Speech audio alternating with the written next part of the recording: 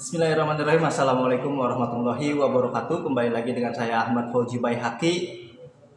Indonesia akan menghadapi Saudi Arabia malam ini, hari Selasa tanggal 19 November tahun 2024 jam 7 malam ya di Gelora Bung Karno.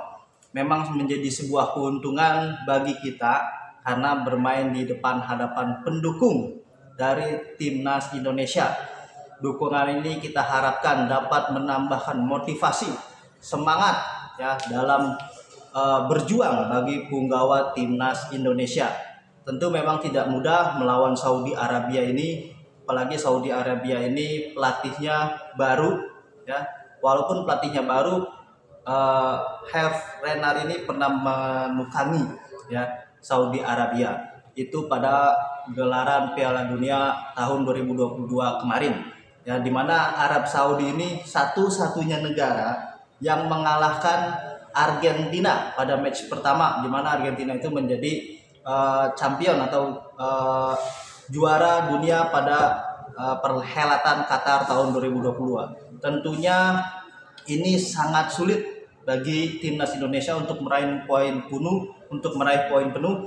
Tentu target ini harus dimaksimalkan karena PSSI memasang target kita harus menang lawan Saudi Arabia. Namun kita harus hati-hati juga.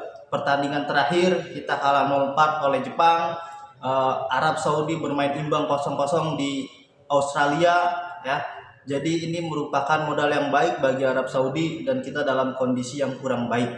Tentu jika kita ingin tetap bertahan atau menjaga asa peluang lolos ke Piala Dunia langsung ataupun ke ronde 4, peringkat 3 dan peringkat 4, mau tidak mau kita harus meraih poin penuh atau artinya menang melawan Saudi Arabia di kandang sendiri. Itu yang harus kita manfaatkan, bermain di kandang sendiri, lapangan sendiri dengan atmosfer supporter lebih dari 70.000 harus kita maksimalkan karena tiketnya ini sudah sold out. Itu sangat bagus ya. Mudah-mudahan dengan hadirnya kita para supporter dapat memberikan suntikan moral dukungan terhadap punggawa timnas Indonesia itu. Ya, kalau kita lihat dari permainan Sintayong memang seperti itu aja ya, belum ada perubahan sama sekali, bertahan mengandalkan counter attack ya. Tapi kan target kita mau tidak mau harus menang, maka kita harus tampil menyerang agar supaya tidak ada peluang bagi Saudi Arabia untuk memasuki daerah kotak penalti Indonesia. Karena kalau kita menggunakan formasi yang sama pada pertandingan sebelumnya, kita ada potensi kejebolan oleh Saudi Arabia. Kalau misalkan potensi kejebolan itu terjadi, lalu kita kejebolan, kita akan sulit membuatkan gol ke gawang Saudi Arabia. Tapi kalau kita tampil menyerang, main sabar, tidak terlalu cepat ya, intinya kita kuasai bola dengan selama mungkin build up dari bawah, begitu juga di atas ya, maka kita akan memiliki beberapa peluang atau banyak peluang yang harus kita maksimalkan. Contoh di lawan Jepang kita punya beberapa peluang di awal sebelum Jepang mencetak gol pada menit 30, itu harus kita manfaatkan. Begitu juga pada saat melawan Arab Saudi harus kita manfaatkan ya, karena sekecil apapun peluang, gol itu sangat memungkinkan terjadi. Kalau kita sudah punya gol-gol terjadi, itu sangat peluang kita dalam memenangkan pertandingan cukup tinggi, karena dengan gol lah yang membuat kita akan berada di atas angin. Kalau misalkan kita tidak mampu berbuat gol, ya itu sangat sulit seperti itu untuk meraih poin penuh. Apalagi ini target dari PSSI sebenarnya target di bulan November ini 4 poin, namun kita di pertandingan awal kalah lawan Jepang, artinya target 4 poin yang diberikan oleh federasi gagal. Maka ini target 3 poin ini harus kita dapatkan untuk menjaga peluang asa kita lolos ke babak selanjutnya ataupun lolos ke Piala Dunia berlangsung. Kalau kita hitung menang melawan Arab Saudi, maka poin kita akan menjadi 6 ya, itu akan meningkatkan kepercayaan diri kita timnas Indonesia di bulan November nanti melawan Australia dan juga Bahrain seperti itu. Makanya kita harus menang. Nanti untuk racikan dari Sintayong, mudah-mudahan Sintayong ini memberikan yang terbaik untuk timnas Indonesia, memberikan support yang terbaik, pemain-pemain pilihan yang terbaik yang diturunkan pada saat melawan Saudi Arabia. Kalau menurut saya pasti STY ini paling masih menggunakan formasi yang sama seperti melawan Jepang, yaitu 3-5-1, 3-4-2-1 seperti itu ya. 3-4-2-1, 3 di belakang, 4 di gelandang, 2 sayap dan 1 striker. Kemungkinan untuk penjaga gawang masih diisi oleh Martin Pas. Di 3 back belakang ada di kanan Rizky Ridho, di tengah pasti Jai Ijes kapten, di kirinya mungkin Justin Hubner, di sayap kanan ada back sayap kanan itu pasti Sandy Walsh, karena Kevin Dick ini tidak bisa dimainkan karena cedera dan dia juga sudah pulang ke Denmark, Copenhagen. Seperti itu sangat disayangkan tidak bisa membela timnas Indonesia. Saya berharap Sandy Walsh ini dalam kondisi terbaik ya. Lalu di kiri ada Calvin Verdong, mudah-mudahan crossingnya ya, pengalaman dia di Liga Belanda ini mampu meningkatkan ya kualitas dari permainan timnas Indonesia.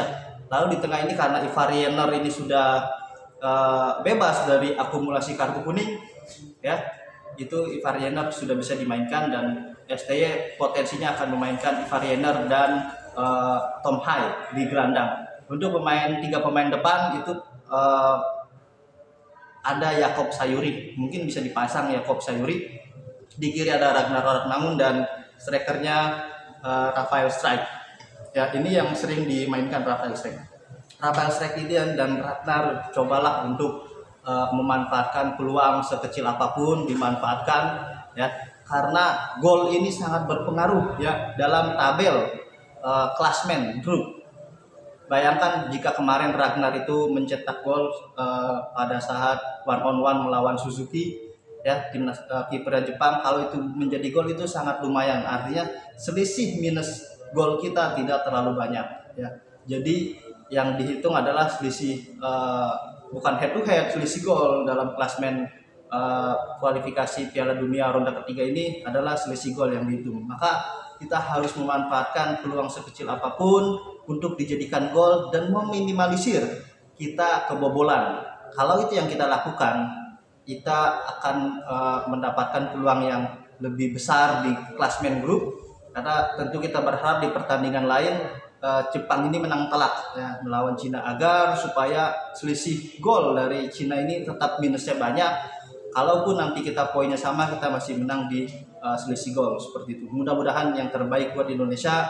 Coach Sintayong menemukan racikan yang terbaiknya di pertandingan kali ini, walaupun sangat sulit melawan Saudi Arabia. Kita tahu Saudi ini bukan negara yang baru kemarin ya, tapi negara yang memang sudah langganan Piala Dunia ya. Ini sangat hati-hati bermain dengan Saudi Arabia, pegang bola yang lama ya, ball possession. Jangan sampai kita nih seperti main di Arab Saudi itu babak pertama aja itu juga nggak full, babak pertama kita agresif, tapi di babak kedua kita hanya mampu bisa bertahan aja seperti itu. Mudah-mudahan di kandang ini, karena ini kandang ya, kita harus berani keluar. Sintayong juga harus berani pegang bola, harus berani di lapangan tengah terutama itu, karena itu salah satu kekuatan dari Saudi Arabia juga di lapangan tengah ya. Kalau kita mampu menguasai itu, maka kita akan menuju lini pertahanan dari Arab Saudi sangat dekat dan menciptakan beberapa peluang. Dari beberapa peluang itu harus kita maksimalkan menjadi gol ya, seperti itu. Demikian dari saya. Assalamualaikum warahmatullahi wabarakatuh.